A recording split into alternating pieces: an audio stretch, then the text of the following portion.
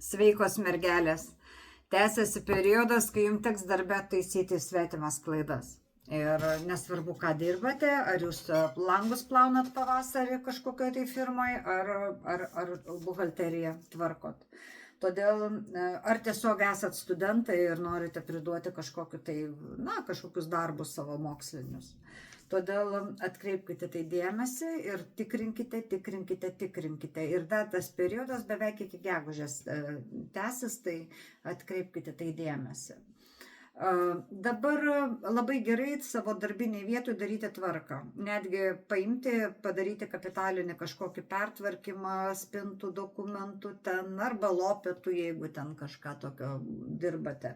Žodžiu, nesvarbu, prisiderinkite šitą tekstą prie savo darbinės specifikos ir darykite tvarką. Kapitalinę tvarką galite daryti darbe. Ne remontą, o būtent tvarką.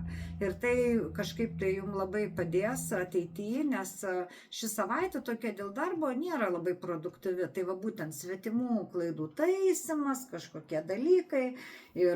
Bet čia labai gera tiesiog savaitė įvesti sistemą. Nes tos savaitės kiek čia beliko, jau šiandien antradienis, tai va trečiadienis, ketvirtadienis, penktadienis, tai kad čia nėra ką. Tai todėl aš jums labai rekomenduoju tas dienas skirti tvarkai ir jūs pamatysite, kokie stebuklai vyks kitą savaitę.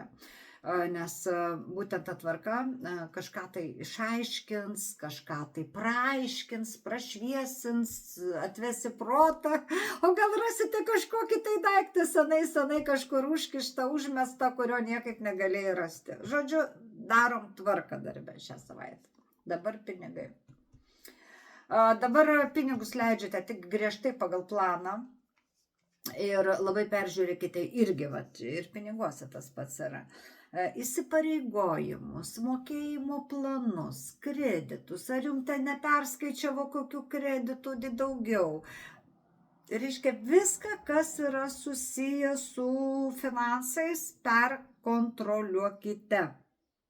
Jeigu patys nesugebate, tai galite net kokį auditą savo darbę užsisakyti. Nebūtinai darbę galima, gal ir asmeninius finansus kažkaip pasitikrinti.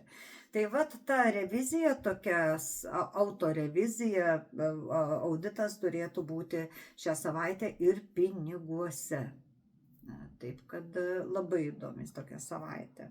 Ir įdomiausia tai, kad tas finansinis savęs patikrinimas gali atnešti labai daug aiškumo. Jūs galite pamatyti kažkokių kažkokių neteisingų išlaidų, perteklinių ar per mažų išlaidų kažkokiam tai punkte. Ir tai ištaisę jūs būsite laimingesni ir turtingesni. Dabar meilė. Norėsi labai aiškumo, nuoširdumo, nors patys šią savaitę nelabai norėsit kažkam kažkokios šilumos per daug duoti. Bet daugiau pas jūs santykiai remsis kontrolę. Todėl nenustebkite, kad su jumis žmonės nesusišneka. O jaunimas, kuris ieško partnerysčių, naujų meilių ir nori tų bučinukų pavasarinių, tai ten visai kita opera. Ir tikrai, tėveliai, jeigu turite mergelių, nepergyvenkit, nieko ten rimto šią savaitę nieko nebus.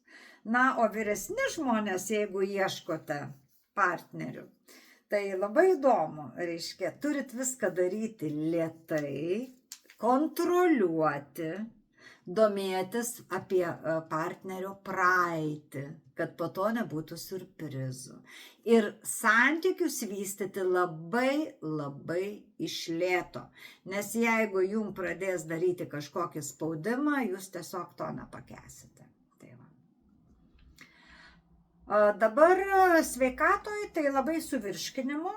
Šią savaitę nestebuklas po švenčių, kad virškinimas gali strigti.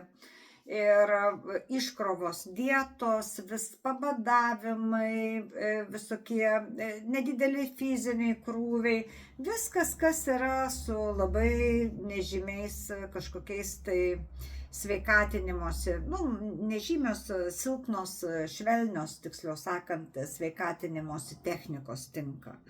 Tai aš mėgstu pabrėžti, kad vonios nauda žmogaus organizmui būtent pagulėjimai druskytėse ir žolelėse. Taip pat reikia žiūrėti, kad nekankintų nerimas, nes šią savaitę kažkaip jums gali būti tokie nerimo priepuoliai. Tai vat nuo nerimo geriausia yra maistinis šitas mastika maistinė, sakai, medžių ir valerijono tabletės.